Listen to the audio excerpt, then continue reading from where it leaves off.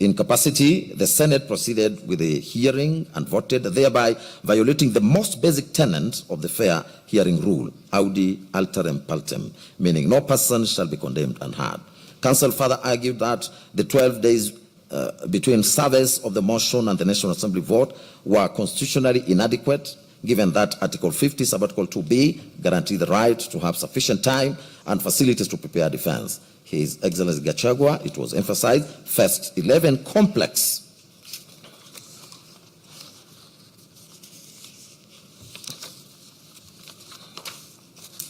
constitutional allegations, including gross violation of the Constitution, abuse of office, and corruption, for which 12 days was structurally insufficient.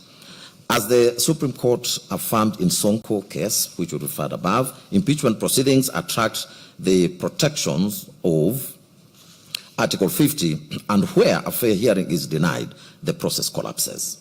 On the issue of bias and predetermination, learned counsel submitted that both speakers of parliament, as presiding officers over the impeachment motion, were constitutionally required to maintain impartiality, but acted contrary. It was argued that they assumed the role of initiators and proponents of the impeachment, thereby transforming into advocates for the motion rather than neutral arbiters. In particular, Speaker Moses Wetangula of the National Assembly was said to have participated in public statements endorsing the impeachment before presiding over the proceedings. Counsel emphasized that the test for bias is objective, where a reasonable, fair-minded observer would conclude that there exists a real possibility of bias, and submitted that the Speaker's public statements and advocacy for impeachment satisfied this threshold. Where the presiding officer is biased, she argued, the proceedings are fundamentally unfair, and the failure of the speakers to rescue themselves irredeemably tainted the process. For the above reasons, Honorable Maina urged the court to grant the relief sought in her petition.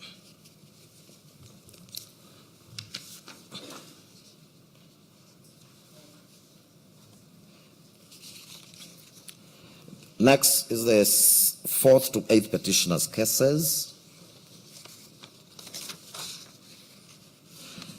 The 4th to 8th petitioners in the consolidated petitions, that is Honorable David Munyi Madenge, Peter Gechobi Kamoto, Grace Modoni Mwangi, Clement Muchiri Muriuki, and Edwin Munene Kariuki, jointly filed a petition dated 18th of October 2024 before the High Court of Kenya at Kerugoya.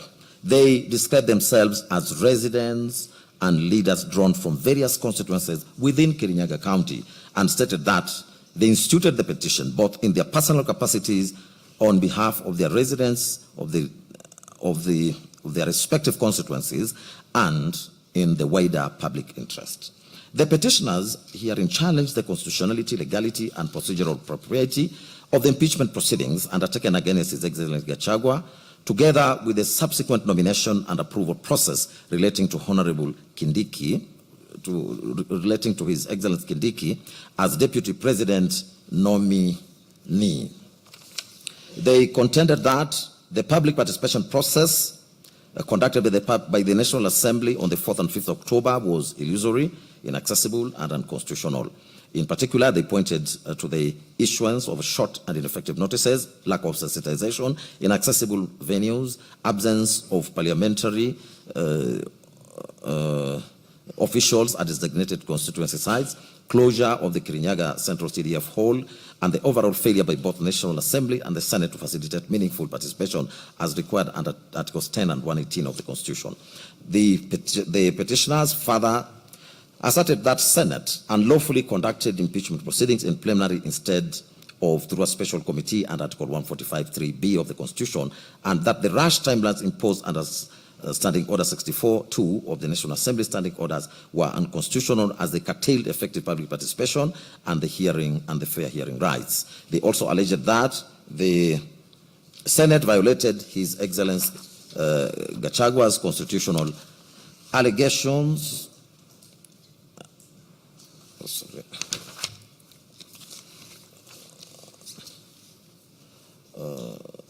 They also alleged that the Senate violated His Excellency Gachagua's non-derogable rights under Article 25C and 50 of the Constitution by refusing to adjourn proceedings on the 17th of October 2024, despite his hospitalization and medical emergency, thereby denying him an adequate opportunity to be heard. In addition, the petitioners challenged the legality of the nomination and approval process of His Excellency Kindiki as Deputy President nominee, contending that the process contravened Sections 3 and 6 of the Public Appointments Parliamentary Approval Act, Chapter 7 of the Laws of Kenya, for want of adequate notice and public participation. The petitioners then sought the following prayers. A declaration that the appointment of Professor Kithure Kindiki, the second interested party herein, as Deputy President of the Republic of Kenya is invalid, null and void. B, a declaration that the National Assembly as a distinct organ is required to undertake its own distinct, proper, effective and meaningful public participation as envisaged under Articles 10 and 118 of the Constitution in regard to the impeachment of a president or a deputy president. C, a declaration that the Senate as a distinct organ was required to undertake on its own distinct, proper, effective and meaningful public participation as envisaged under Articles 10 and 118 of the Constitution in regard to a resolution from the National Assembly to impeach a president or a deputy president. D, a declaration that the public participation as scheduled by the first and the second respondent on 4th of October regarding the special motion was not a proper and effective and meaningful public participation as envisaged in Articles 10 and 18 of the Constitution. E, a declaration that the extended public participation scheduled by the first and second respondents on 5th October 2024 was in disregard of the court orders issued by the High Court sitting at Kerugoya in Constitutional Petition number E014 of 2024, Honorable Jane Jerry Maina versus the National Assembly and 4 others, and was not a proper, effective and meaningful public participation as envisaged under Article 10 of the Constitution. F, a declaration that the impeachment process as against the first interested party was undertaken by the first and second respondents in view of the impugned, improper, ineffective and meaningful public participation held on the 4th and 5th October was unconstitutional and therefore void. G, a declaration that the failure by the third and the fourth respondents to undertake any public participation at all in regard to the impeachment proceedings in the Senate as against the first interested party renders the whole Senate impeachment process unlawful and void. H, an order of certiorari to bring up into this honorable court and quash the decision and or the resolution by the first and the third respondents made on the 8th of October 2024 and 17th of October 2024, respectively, resolving to remove the first interested party as deputy president of Kenya by impeachment. I, a declaration that there exists no vacancy in the office of the deputy president, allowing the fifth respondent to nominate anyone to fill such vacancy, and that any such nomination is unlawful and void. J, any other order or orders that this court shall deem just and expedient in the circumstances. K, cost of the suit. Next is the 4th to 8th petitioners' submissions. In their submissions led by counsel, Mr. Evans Ogada, together with Mr. George Sakimpa, the 4th to 8th petitioners identify the following issues for court's determination. A, whether the impeachment process complied with Articles 10, 118, 145, and 150 of the Constitution, whether the public participation conducted by the National Assembly and the Senate met the constitutional threshold of being meaningful, adequate, effective, and lawful. C, whether a standing order 64-2 of the National Assembly is unconstitutional for imposing rigid timelines that undermine constitutional safeguards. And D, whether Article 145 and applicable standing orders require that investigation into impeachment charges be conducted exclusively by a special committee of the Senate, not by the Senate sitting in plenary. They submitted that Article 10 binds all state organs, including Parliament, to the national values such as democracy, public participation, the rule of law, accountability, and good governance. That the impeachment process was conducted with severe haste and limited deliberation, undermining transparency, accountability, and public participation. They relied on the Supreme Court decision in Speak of the Senate versus AG and another reported in 2013, where it was held that Parliament was not exempt from constitutional discipline. They submitted further that Article 118 required Parliament to conduct business openly and facilitate public participation, and that this was not a formality, but a substantive constitutional obligation. They contended that the National Assembly gave the public less than 48 hours to consider complex, voluminous impeachment charges, which is a manifestly inadequate time frame, that no explanatory notes or responses from the Deputy President were provided, and that in some counties, like Kirinyaga, designated venues were inaccessible. They further asserted that the Senate conducted no independent public participation at all, as it relied on the National Assembly's deficient exercise, which cannot cure the constitutional breach. And they relied on authorities in Law Society of Kenya versus National Assembly of Kenya, 3 others, reported in 2025 KLR, National Assembly and another versus Okoit and 55 others, Civil Appeal number E003 of 2023, consolidated with others. This is the decision of the Court of Appeal. They also relied on the decision of Doctors for Life and and the decision in Legal Advice Center, and 2 others versus County Government of Mombasa. On the unconstitutionality of the National Assembly Standing Order 64-2, Learned Counsel argued that the provision imposes rigid and unreasonable timeline that make meaningful public participation impossible, and that while Article 124 empowered Parliament to make standing orders, such orders are subordinate to the Constitution and cannot defeat constitutional rights, and Article 24 voids any law inconsistent with the Constitution. The petitioners urged the court to declare Standing Order number 64-2 unconstitutional.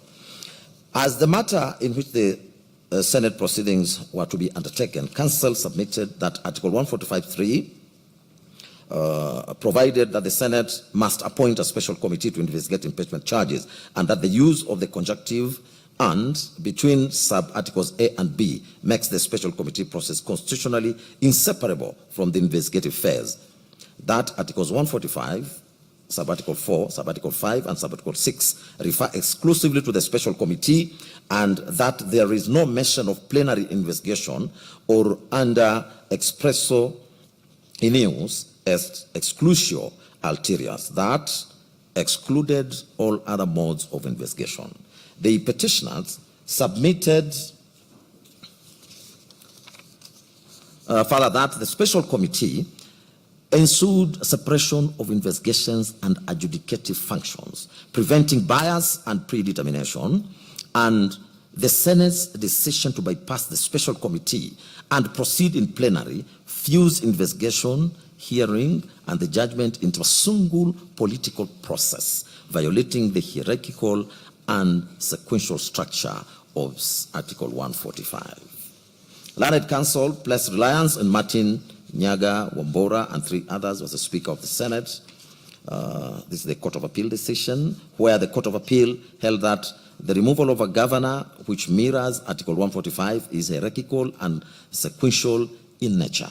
Counsel argued that the Deputy President was denied a constitutionally prescribed procedural safeguard available to state officers facing removal, thereby violating Article 27 on equality and non-discrimination. They further submitted that Article 50, Sub-Article 1 guarantees the right to a fair hearing, which is expressly protected as non-derogable under Article 25C. proceeding with impeachment proceedings while the Deputy President was hospitalized, and rejecting a reasonable request for adjournment amounted to a gross violation of natural justice. Council emphasized that fairness was the unassailable foundation of any removal process. In support, they cited Gachagua versus Speaker of the National Assembly and 3 others, High Court decision, where the High Court reaffirmed that the right to a fair hearing as non-derogable and that any violation renders the process null and void. Council concluded by submitting that the Constitution does not permit Parliament to sacrifice legality at the altar of expediency, and urged this court to reaffirm constitutional supremacy and protect the sovereignty of the people of Kenya.